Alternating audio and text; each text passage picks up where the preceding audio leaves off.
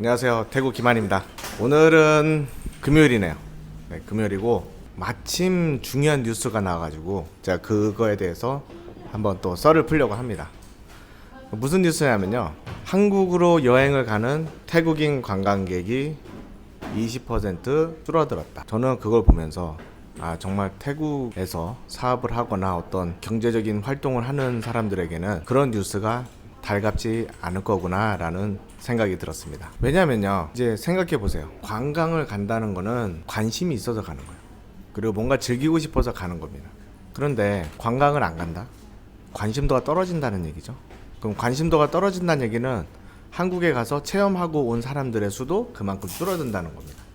그렇다면은 그 여행을 갔다 오고 나서 그거에 대한 어떤 좋았던 기억들과 맞물려 가지고 태국에 돌아와서 뭐 라면을 먹는다든지 또는 뭐 한식당을 찾아간다든지 한국 화장품을 다시 사서 쓰고 싶다든지 할 수 있는 인구가 그만큼 많아진다는 건데요. 근데 이제 20%가 감소했단 말이에요. 그리고 뉴스에서 지금 태국은 한국으로 여행 가는 동남아시아 5위로 나타났습니다. 5위라고 하면요, 뭐 보통 그러겠죠. 뭐 베트남, 뭐 중국, 뭐 일본 뭐 이렇게 있는데, 잠깐, 중국하고 일본은 동남아시아 축이 아니죠. 그럼 인도네시아, 뭐 필리핀, 말레이시아 뭐 이렇게 있을 것 같은데, 그 20%가 감소하면서 5위로 밀려났다는 얘기는요, 엄청나게 떨어졌다는 얘기예요. 저는 그거를 왜 수치로 말을 안 하는지 모르겠어요. 정확한 수치로 뭐 예를 들면 베트남이 1위다 예를 들면요, 그럼 1위가 뭐 몇만 명이 들어오는데 지금 태국은 몇만 명에서 차이가 이렇게 난다라고 해야 되는데, 그런 게 없이요. 왜냐면 예전에 태국하고 1위하고요, 그 다음에 다른 동남아 국가 2위랑요 아마 차이가 많이 났을 거예요.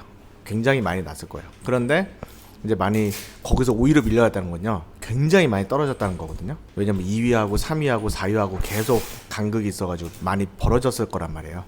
엄청 많이 떨어졌다는 거예요. 한마디로 태국 사람들이 이제 거의 한국을 안 간다는 그런 느낌의 수준 정도까지 왔습니다. 그럼 이제 이유는 그렇죠. 태국인들이 정말로 불법 체류를 많이 하고요. 거기서 마약 또는 뭐 마사지, 뭐 각종 사건 사고를 많이 일으킵니다. 그래서 솔직히 말해서 태국이랑 별 관계 없는 사람들은요, 저 태국인들 안 왔으면 좋겠다, 좀 맨날 사고만 치고, 그렇게 생각할 수 있습니다. 불법 체류하고 세금도 안 내고 그냥 막 일하고 그러잖아요. 그러다 보니까 이제 민감하게 받아들이는 분들도 분명히 많을 겁니다.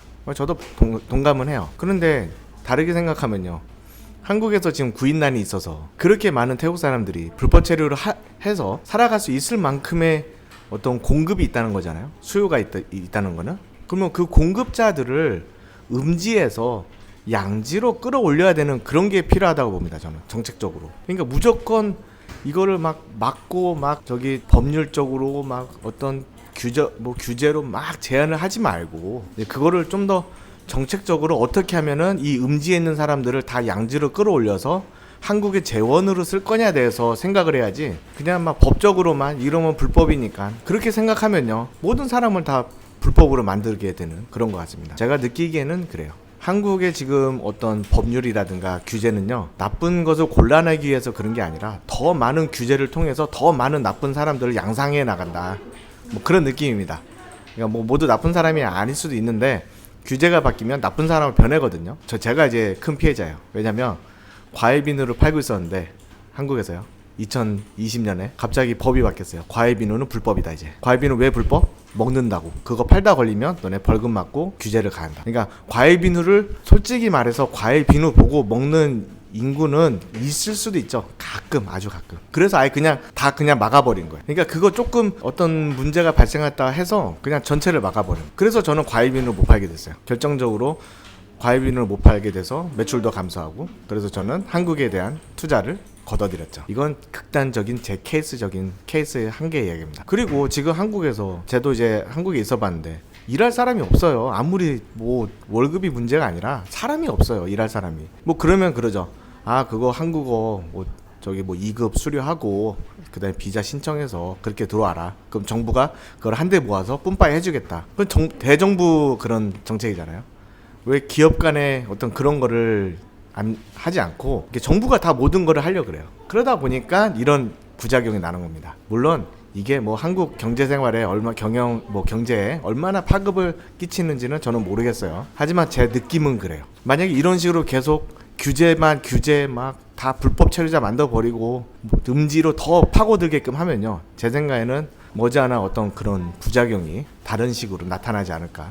그거는 나비 효과 같아서 어디서 원인이 있는지를 찾으려면 굉장히 어렵다고 저는 생각합니다. 그래서 뭐 그건 그래요. 제 생각은 태국에서는 어떻게 하냐면요, 태국에서 경우는 저도 이제 지금 캄보디아인 뭐 라오스 뭐 그다음에 미얀마 이렇게 사람들을 저희 직원으로 쓰고 있는데, 여기도 마찬가지입니다.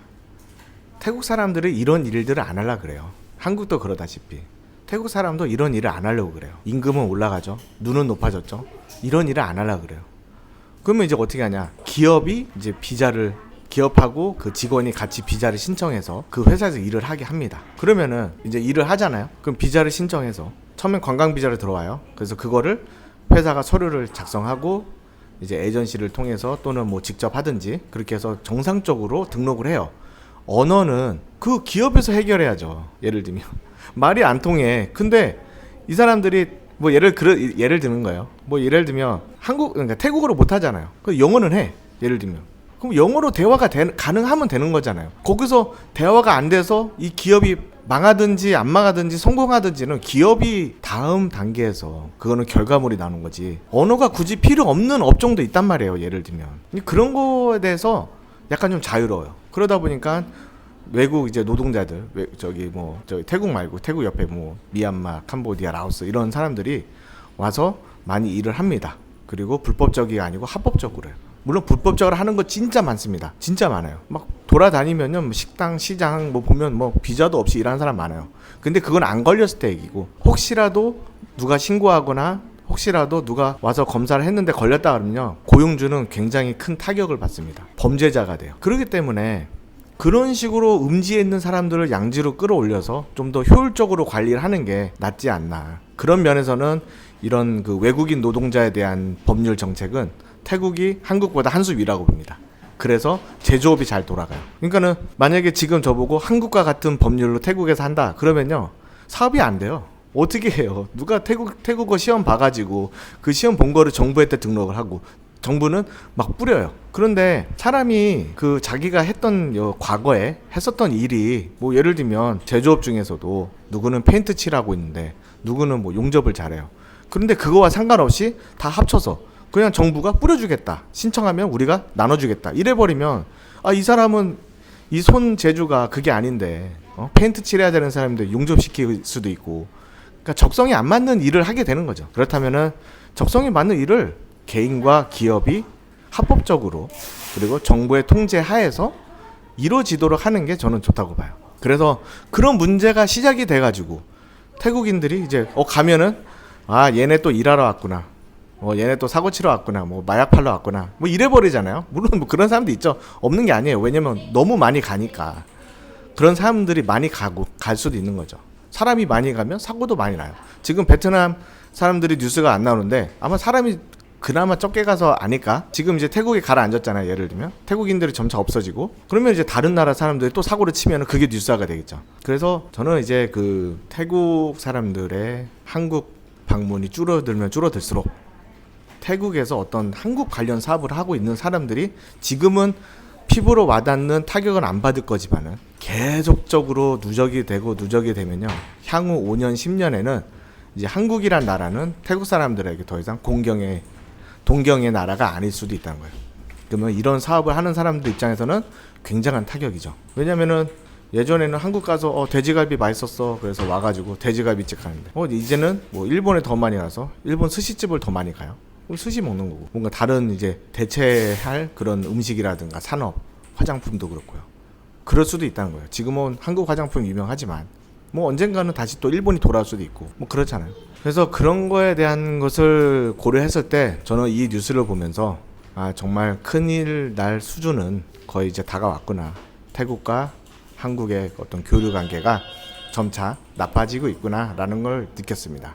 물론 이제 제가 이거에 대해서 너무 더 장황하게 하면 시간이 막 더 많아지겠죠. 하지만 제가 이제 어떤 불법 체류자, 그 다음에 뭐 여행객과의 관계, 그 다음에 그걸로 해서 파산되는 태국에서 사업을 하는 한국 사람들, 그런 한국 관련된 그런 기업들, 그런 사람들이 지금은 아니지만 앞으로 피해를 많이 받을 거다. 그렇다면은 지금 사업을 하시면서 제 영상을 보시는 분들은 대비를 하셔야 됩니다. 그러니까는 지금 이거를 전체적으로 크게 보시고 앞으로 이렇게 변할 거니까 이렇게는 어떻게 해요? 한국에 여행 간 사람들의 수가 줄어들면 줄어들수록 태국에서 한국에 관련된 거를 찾는 사람도 더 많이 줄어들 거라. 그것도 1배수가 아니라 2배수, 4배수, 제곱배수로. 왜냐면 한 명이 한 명 데려가고 파산을 하잖아요. 1이 2가 되고 2가 4가 되고. 이제 그런데 그게 이제 역으로 되는 거예요.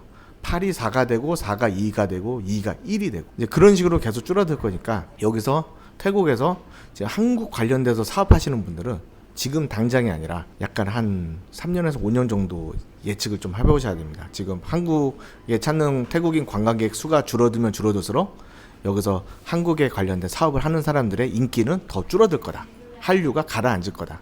그동안 어떤 태국에서 열심히 그렇게 K 무슨 어쩌고 하면서 이렇게 막 활성화시켰던 그런 것들이 지금 이렇게 몰락하고 있다. 그런 시기가 지금 다가오고 있습니다. 저는 그걸 느낌을 확 받았어요. 물론 너무 극단적으로 제가 부정적인 생각을 할 수 있겠지만은 사업하시는 분들은 살짝 한번 주변 둘러보십시오. 한국에 여행 간 사람들의 숫자가 줄어듭니다. 투어 패키지도 줄어들고 그럼 여행사들도 더 없어지고 계속 없어집니다. 계속해서 문 닫아가고. 그러면 결론적으로는 어떤 한국 메이드 인 코리아라는 어떤 메리트가 이제 더 감소하게 되는 이제 그런 경우로 변할 수 있을 것 같다라는 개인적인 생각을 좀 해봤습니다.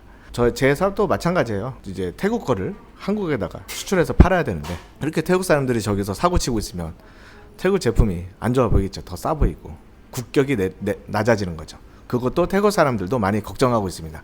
자기들의 이름과 국가에 대한 명예가 실추되고 있다. 그런 사람들로 인해서.